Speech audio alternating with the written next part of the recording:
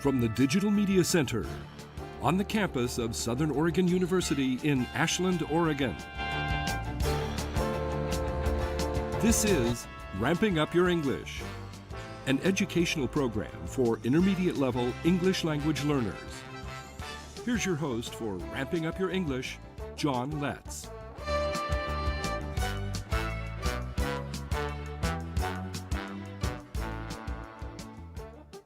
Welcome to Ramping Up Your English, winner of the Southern Oregon Television Award for Program of the Year and the award for Best Educational Program. I'm the host and producer, John Letts. Ramping Up Your English is an educational support program for intermediate English learners. It's a program for people from all language backgrounds. Ramping Up Your English is also for people of all ages. If you've already passed the beginning stages of learning English and want to reach higher levels of proficiency, this program is designed to meet your needs. We take a content-based approach to helping you reach higher levels of English proficiency. Our current thematic unit is Animals. This is segment 1 of episode 50. In our last episode, we learned to use the comparative and superlative forms of adjectives by comparing the 3 species of bears that are native to North America. We also learned about the kinds of traps used to capture animals. In some circumstances, bears can cause concern for the safety of people, and they can be a nuisance in some places. Nevertheless, there are places where bears are celebrated and honored, and one such place is Grants Pass, Oregon. Here's a quick look at the bears of Grants Pass. Even at the entrance of town, bears welcome visitors to Grants Pass. This pair is engaged at a favorite activity in the area, enjoying the splendid Oregon outdoors. Local artists are limited only by their imaginations. That makes for some very creative renditions, which can be seen on the main streets and other parts of Grants Pass and Josephine County. People can buy a bear, with the funds going to community causes. Some local businesses buy a bear that reflects the nature of their business, like this cafe well known for its pies. Here's one that reflects a bear's relationship to the salmon and steelhead that have their runs on the Rogue River. Then there's the whimsical, the bears dancing with each other. This bear promotes the bears. It's located outside the visitor center. This Yoda-esque bear promotes a local drive-through coffee hut. This is one of my favorite bears. It's a pairing of bears, and to say it's artistic is an understatement. Artwork of a bear doing art. I wasn't the only one taking pictures of the bears on the day that I took these pictures. So here's the bear artist, and here's the bear being painted. Very creative. This bear goes well with the words on the awning. It's definitely a celebration of the good life in Southern Oregon. While people usually wait until the grapes are made into wine, this Bruin is eating his right off the vine. There's connections to literature and matching color schemes. Even Egyptian history and symbols are seen here. These pharaoh bears greet visitors on a corner. Their sides and rumps are painted up like an ancient Egyptian temple or a palace. Now here's a bear painted up with Crater Lake, Oregon's only national park. Each year, the newly made bears are paraded through the streets during the Boatnik Festival. Then they're put on display at a park along the Rogue River. There's celebration of the library and being on top of the world with graduation from school. One celebrates fall, while another celebrates the active life, as with the skateboard. These bears are a permanent fixture along here, as well as some other animal sculptures. This pair is located at a restaurant just a few feet down from the new bears. It's a good fit for the Tap Rock restaurant, as they seem to always have salmon dishes, as well as other regional fare that's enjoyed with a great view of the Rogue River. All this bear business was started by a man named Brady Adams. He was the president of Evergreen Bank. These are examples of bears located at each bank, and this one at the main bank in Grants Pass. Adams came up with and promoted this idea about having local artists create bear sculptures to create excitement in this small city and as a way to raise money to support community causes. Brady Adams is no longer with us, but the bears are very much present in Grants Pass. Bears at play and bears at work. Bears in storybooks and bears playing on the river. So if someone from Grants Pass invites you to join them for a bear hunt, don't grab your rifle, grab your camera. You're watching Ramping Up Your English on RVTV Voices. I'm your host, John Letts, and we're not quite finished with bears. We're beginning the process of researching and reporting on an animal, and our bears are going to help us do just that. Here are the topics that will guide us when doing our research. Think of them as questions to be answered about the animal being researched. We'll need a physical description, the animal's classification, its distribution, and its habitat needs.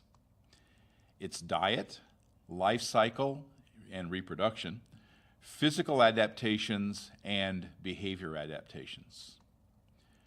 Comparison to a similar animal, and the animal's conservation status. We'll also add interesting facts. Now, this is our primary source. It's a wildlife card published by International Masters Publishers. They sell these Wildlife Explorer cards by subscription. This is the cover of their card on the American black bear. Let's see what we can find out about the bear on the cover. First of all, there's a picture of the animal. This is part of what you'll need for a description. It's a perfect source for a description since it's up to you to find the right words to describe it. Let's look carefully at the first item on our research list. The description would include the animal's general shape, its size, color, features, statistics, and its comparison to a similar animal. We've done this already with black bears and with deer in previous episodes. The statistics are found on the back of the card. As for the distribution, we mean where on earth this animal is found. The range of the animal is often begun with one location and ended with another. An example of this would be that black bears range from the east coast of Canada to the west coast. The black bear's distribution is also on a map and described with words. Those words, those word descriptions, will set a pattern of how we report on this work. This is where we'll take notes, not copying the wording from the wildlife card onto your report.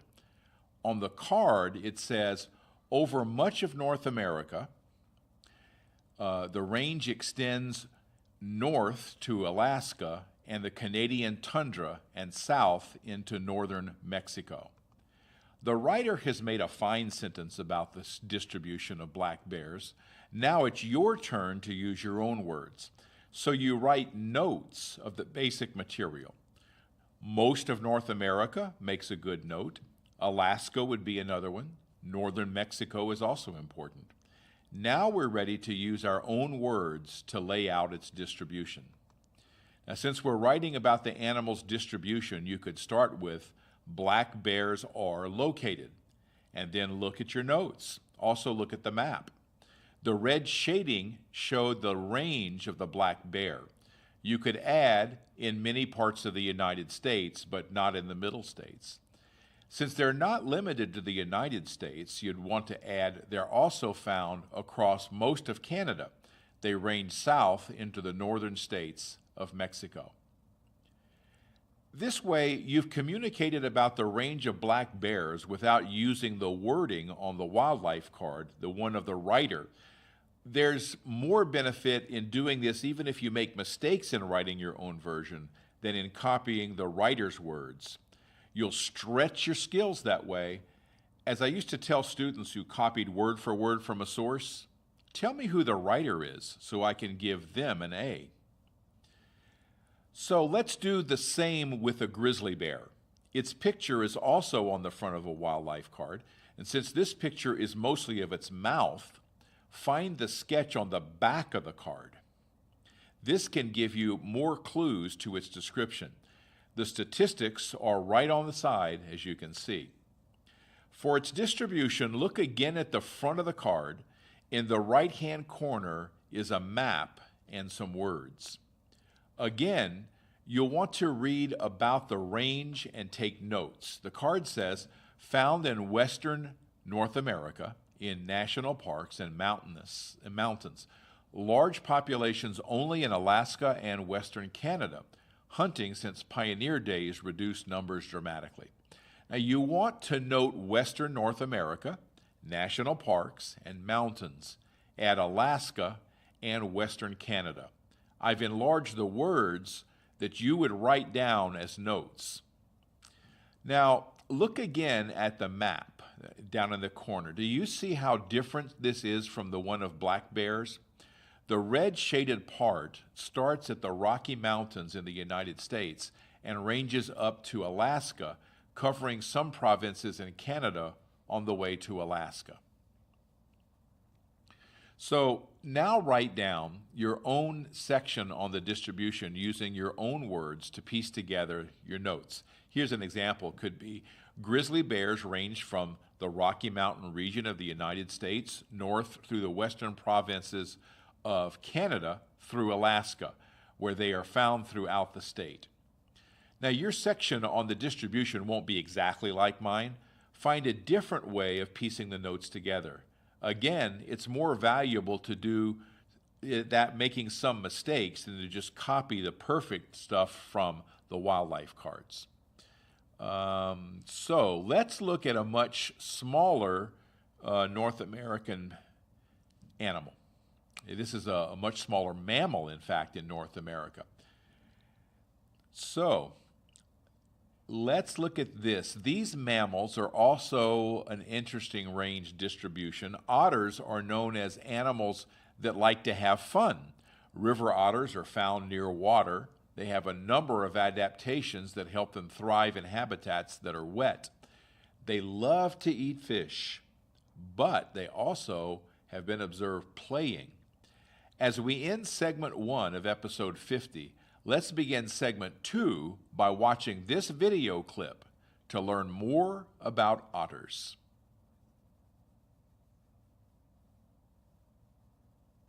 This is a river otter.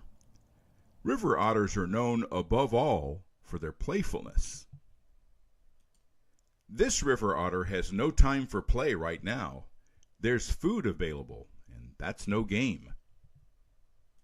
River otters were once found across North America, but humans have not been their friends, although otters don't seem to mind people being in their space.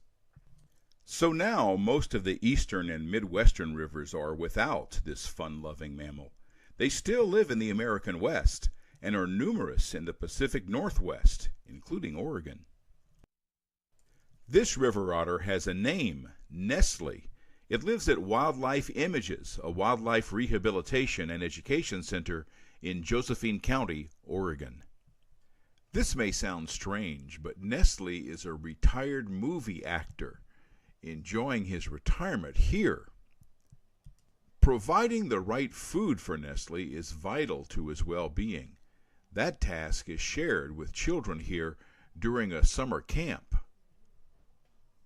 This is the day of greatest excitement for these summer campers. This is the day when they prepare the food for 3 kinds of animals at Wildlife Images, including Nestle, the river otter.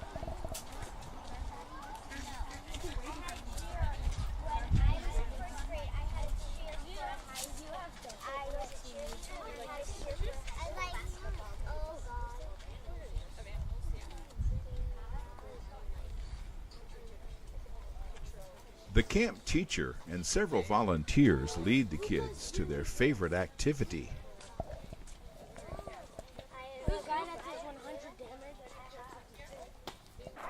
They approach a tent that today is designated the Critter Kitchen.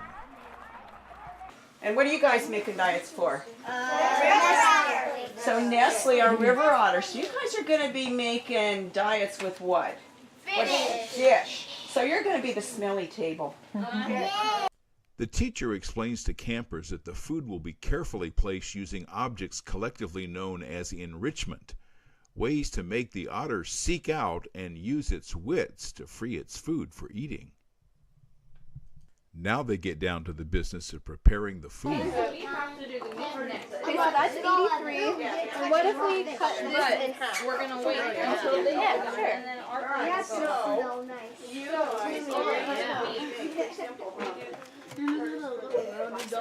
And remember, ours like salmon, not fingers, so don't put your fingers. So we have 8. Do we feel the skin off? Nope. Excuse me. There's no chicken in there. No chicken? Okay. Maybe put the second one on there. Okay. Does somebody else want to cut this? Somebody else? I'll cut it. She wants. Let her cut it, and then you can cut. You can. We're still gonna have to cut these. So. I'll cut this. No, wait. The other one. Here, Casey. You haven't cut anything yet? She's gonna. Yeah, but have you cut something yet? Yeah. In front.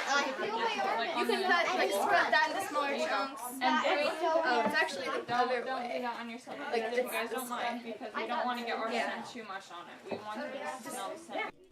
This Critter Kitchen was definitely an example of hands-on learning. Here, do you want me to pull? Tear it now. I got it. I think the easier way to do it is like... Cool. Yes. And then you can cut, like, this piece. I like salmon, but I'm not really.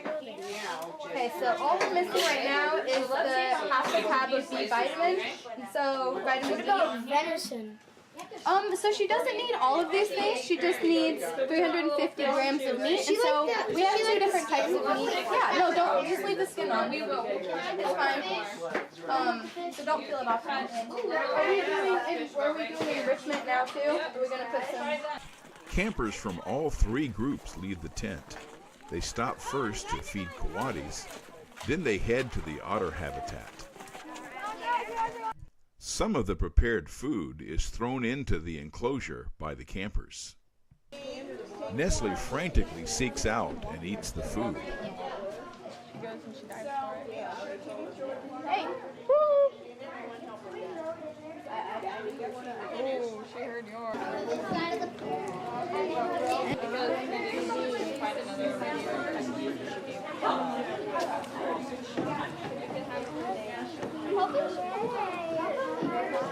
Something out of there. Oh, she got something. Yeah. She finds food in an enrichment. I don't know. What you put about 6 pieces of meat in there. Oh, so She's gonna get it out one way or another. she might just stick her paws in there and try and grab it too. No, she knows. She's putting it so that the big hole jumps out of the big. Yeah. Oh, she got some more. You're trying to get it into her mouth. Wait a minute. You're holding Yeah, we want to see her get the stuff out of the enrichment. See how her brain works. Huh? No one brings food to these river otters.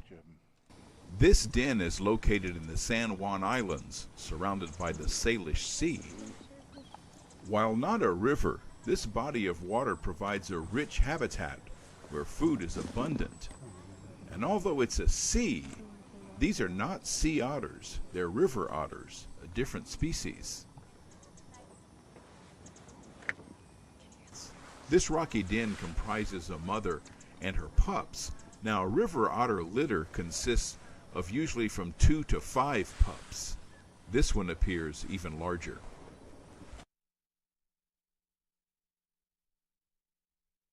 Let's watch the almost grown pups in this den.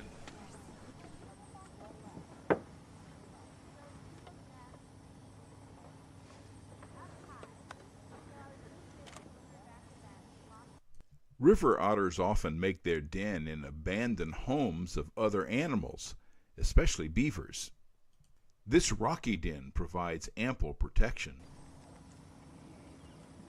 I think one of them's peeing.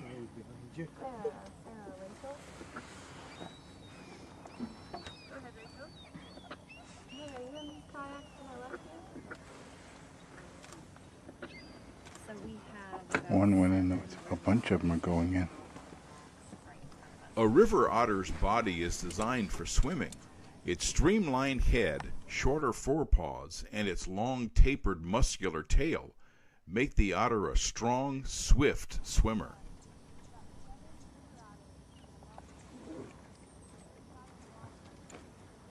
I like the come out of the hole. That one's not so sure. Their longer hind legs and webbed feet make for less than graceful land movement, but serve them well in the water. Watch what happens when this otter spots the splashing of a fish. A river otter's teeth are sharply pointed to grab and hold on to fish, and apparently to take it away from another otter. Back in the water for one, while the other munches down on the fish it got from its brother. Still enjoying its morning snack, the otter goes back where it's most at ease, in the water. Hopefully more scenes like this will play out in our natural environment.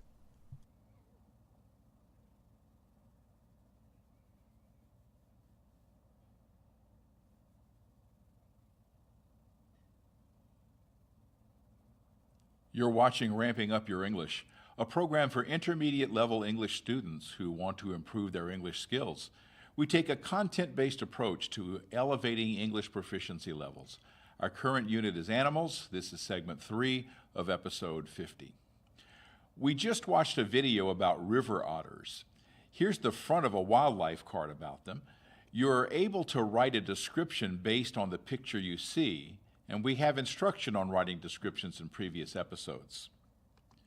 Now here again are some details to look for in writing a description of an animal. Statistical information is found on the back of the wildlife card. Now here's a close-up of the distribution information along with some notes from the text and from looking at the map. Let's use some of this information to write our own report on the distribution of river otters. Starting from the east coast, it's worth noting from the map that they also range along some of the Gulf Coast. Now this gets a little tricky, but here's what you could do using the map and our notes from the text. River otters range from the Gulf Coast in Louisiana eastward to Florida, then north along the eastern seaboard. Their range extends north into Canada, where it runs west along most of Canada into Alaska. Then it dips south along the Pacific coast as far south as Southern California. They are not found in the middle section of the United States. We could also write our description referencing more regions in North America by name.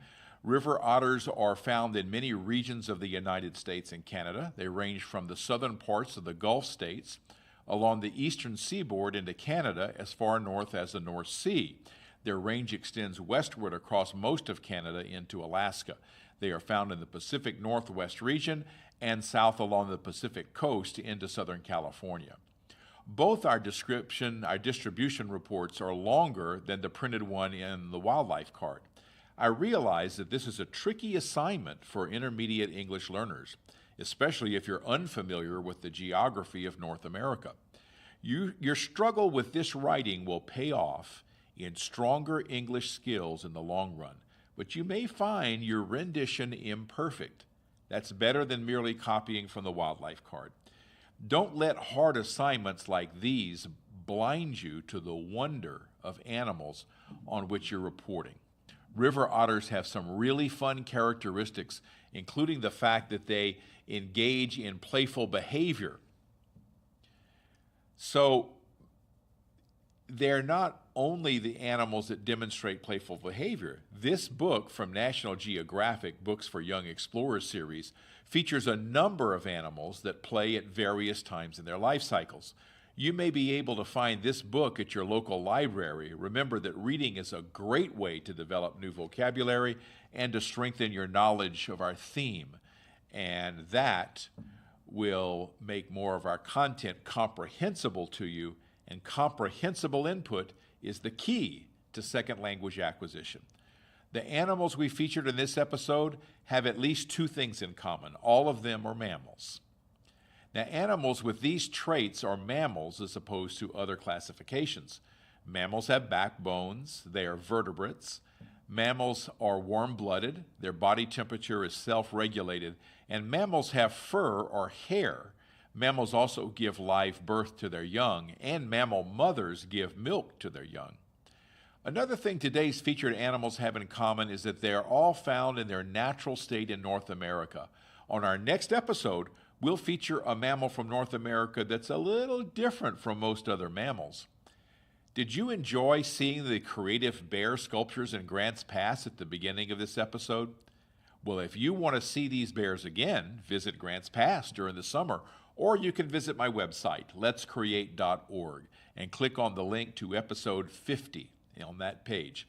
You'll find there the video I ran at the beginning of this episode. You can do the same to repeat the whole episode of Ramping Up Your English. Find the direct link to my website, letscreate.org, or go to archive.org/details/RogueTV. Find Ramping Up Your English in the sidebar or enter it in the search box. You can also find all my programs under my name, John Letts. You can watch Ramping Up Your English on Channel 15 on the Ashland Home Network and on Channel 182 on Charter Cable in Southern Oregon. Showtimes are 8 a.m. on Mondays and 7:30 p.m. on Thursdays. Channels and showtimes will vary in other areas. Contact your local public access station to see the schedule in your area. I want to thank Gary Mark Roberts for his video work on the River Otter clip featured in today's episode. I'm also grateful to Wildlife Images for allowing me to videotape their animals. I want to thank my director, Denise Ross, and my talented and loyal crew, and I want to thank you, our viewers. All of you helped make this program an award winner. Join us next time for Ramping Up Your English. I'm John Letts. You've been watching Ramping Up Your English, a support program for intermediate level English language learners. Learn more. Visit our website at letscreate.org. You can also watch or download today's program at archive.org/details/RogueTV. Join us next time on RVTV Voices for Ramping Up Your English.